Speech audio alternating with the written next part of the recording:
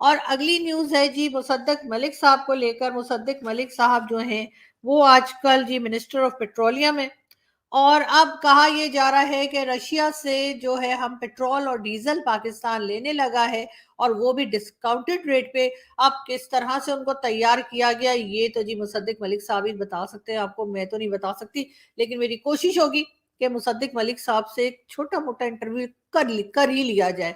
तो मैं उनको जी इस शो के बाद मैं उनको जो है वो मैसेज करने लगी हूँ, और देखते हैं कि वो आते हैं या नहीं। वैसे मुश्किल ही लगता है, क्योंकि जाहिर है मिनिस्टर बनने के बाद तो पर लग जाते हैं सबको, तो मुश्किल लग रहा है। लेकिन फिर भी हम कोशिश करेंगे कि उनसे आखिर पूछे, सर आखिर ये कैसे किया, ये चमत्कार कैसे हुआ।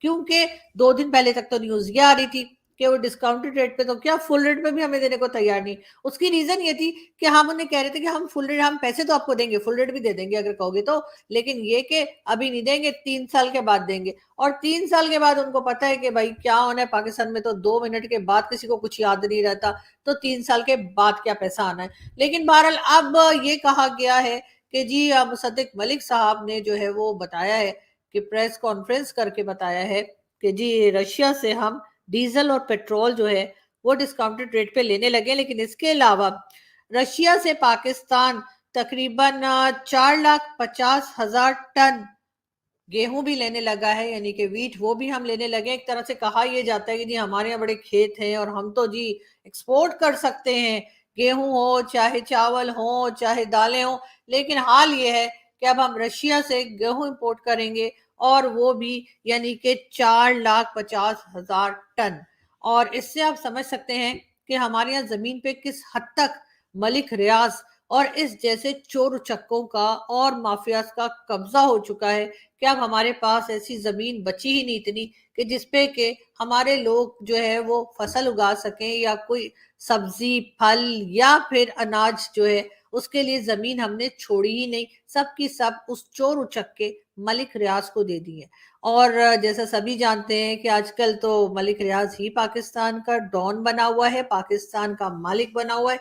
लेकिन बहरहाल इस पे जो है वो मेरा नहीं ख्याल कि हमारे यहाँ किसी को भी शर्म आ रही होगी, और बहुत आराम से कहेंगे कोई बात नहीं जी, वहां से आ जाएगा, रशिया से आ जाएगा, किसी और से मांग लेंगे और अपना काम चला लेंगे।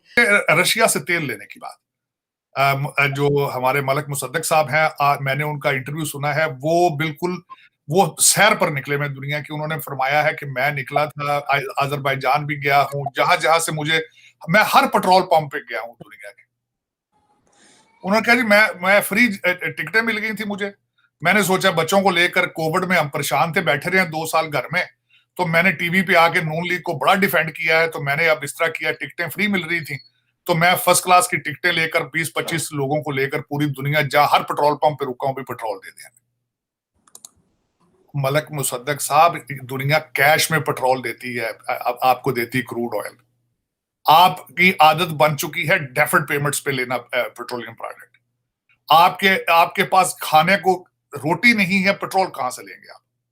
लेकिन चले, आपने वापस आके उन्होंने फरमा दिया है जी कि उन्होंने हमें रशिया तेल देगा, वो जनवरी से शुरू होगा, नहीं देगा, जब उनको कोई एक्स्ट्रा निकल आएगा तो दे देंगे, कोई कैंसिल करेगा तो दे देंगे।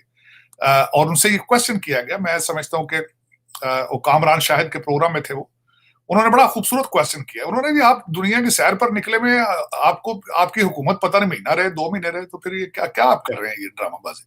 उन्होंने कहा नहीं जी मैं कौम के लिए निकला हूं, जो भी मर्जी आए। कहते जी हम तो, कहते मैं कौम के लिए, कौम की खिदमत कर रहा हूं, बस फर्स्ट क्लास के टिकट लेके 25 लोगों को साथ लिया है और मैं दुनिया के हर पेट्रोल पंप पर ब्रेकें लगा रहा हूं।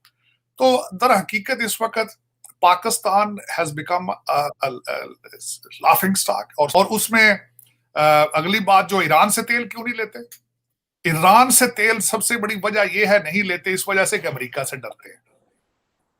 अमेरिका का ईरान के खिलाफ सख्त स्टैंड मौजूद है, वो उनका रशिया के लिहाज से सॉफ्ट है, ईरान की वजह से हार्ड है।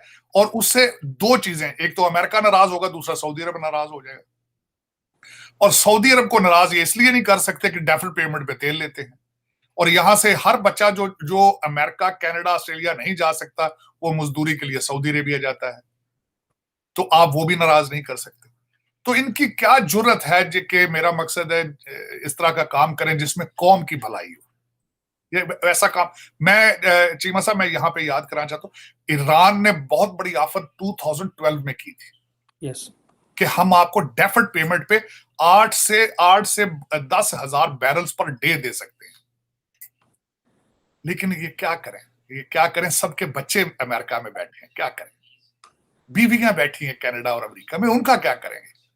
चीमा साहब मैंने बड़ी इस चीज पे स्टडी की है कि भारत हमसे 100 साल आगे किस तरह चला गया। उन्होंने 1947 में इंपोर्ट्स पे पाबंदी लगा दी, टूटी फूटी गाड़ियां खुद बनाते थे, एम्बेसडर गाड़ियां भी खुद बनती थी। हम लोग पाकिस्तानी बैठ के उनकी मूवीज में उनकी गाड़ियां देख देख के मजाक उड़ाते थे। वहां पे पेप्सी कोला नहीं था, वहां कोक नहीं था। तो देखें आप, आज से 25-30 साल पहले, और उनकी तरक्की का सीक्रेट यही है। आपको इंपोर्टेड चॉकलेट, इंपोर्टेड आइसक्रीम है, कुत्तों की फूड इंपोर्टेड, सारी चीजें, इंपोर्टेड खवातीन के बैग, आप इनके बगैर 3 महीने नहीं गुजार सके। आपने पाबंदी लगाई थी 300-400 आइटम्स पे। मैंने वो लिस्ट पढ़ी थी जो आपने उनको 2-2.5 महीने बाद उसको बैन को उठाया था, शर्मिंदगी थी।